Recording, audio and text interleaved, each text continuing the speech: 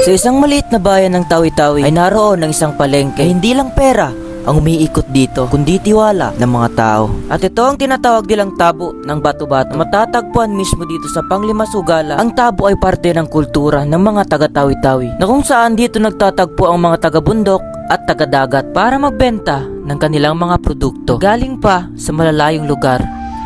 Kaya today pupuntahan namin at i-explore kung anong meron sa lugar na ito.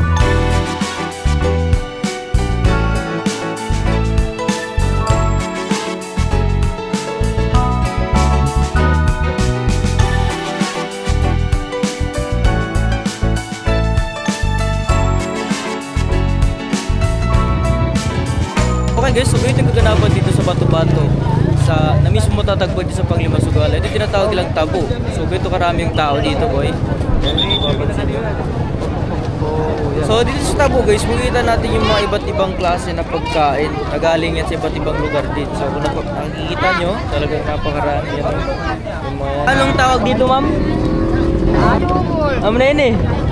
Jubul. Sa lingwahe namin, ito tinatawag namin na gamay. So maraming benefits dyan, maraming sakit ang pwedeng gawing gamot sa pagkain na to. Alam nyo ba dito sa Bato-Bato ay may isang tradisyon na hanggang ngayon buhay pa rin. Hindi mo kailangan ng pera para makabili, kundi kailangan mo lang ng produkto. Produkto, kapalit ng produkto. Tiwala, kapalit ng tiwala. At ito ang tinatawag nilang barter trade, na kung saan hanggang ngayon buhay na buhay pa rin dito sa Panglimasugal. Bibigyan ko ng halimbawa ng barter trade. Halimbawa meron kayong produkto na ganito. Pwede siya exchange. Halimbawa sa isda or so kung ano man gugustuhin ng tao na yun, pwede mo exchange dito. So dito nag-exist pa rin. Tinatawag nilang barter trade. Okay ba yun? Panggi. Magkano ganyan, boss? Kaya man, boss. Oh, 50 pesos. Wow, sa halagang 50 pesos guys. Okay, thank you, boss. Wow, 50 pesos lang yun, boy. Ha? So isipin nyo guys, sa ganyang karami, sa halagang 50 pesos meron yung ganyang karami. Tuwing Sabado, ganito talaga ang makikita mo dito sa Bato-Bato. Lahat buhay na buhay. Parang buong bayan nakikita-kita dito. May mga galing pa sa malalayong lugar, sa malalayong barangay, dala-dala ang huli nilang isda, gulay o kung anong mga produkto ang meron sila. At wala kang maririnig na mga reklamo, puro ngiti at tawanan lang dito.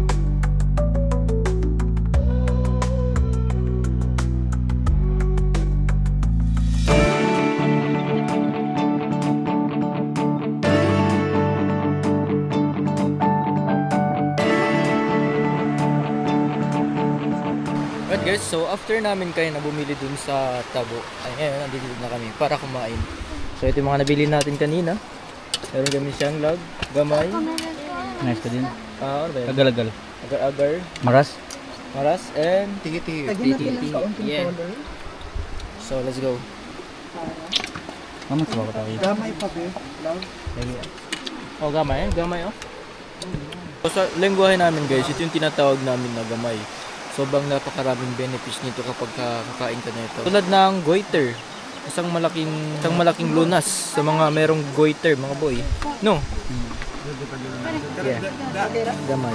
Kung meron man akong natutunan sa vlog na ito, yun ay ang pagiging simple ng mga tao at pagiging kontento sa kung anong meron sila. At sa gitna ng init, sa gitna ng gulo ng palengke, makikita mong masaya pa rin sila. At kahit maaga silang gumising, kahit maliit lang ang kita nila, may mga ngiti pa rin sila sa kanilang mga muka. At habang tinitignan ko sila, dito ko naisip na siguro hindi talaga sukatan ang yaman para masabi mong masaya ka.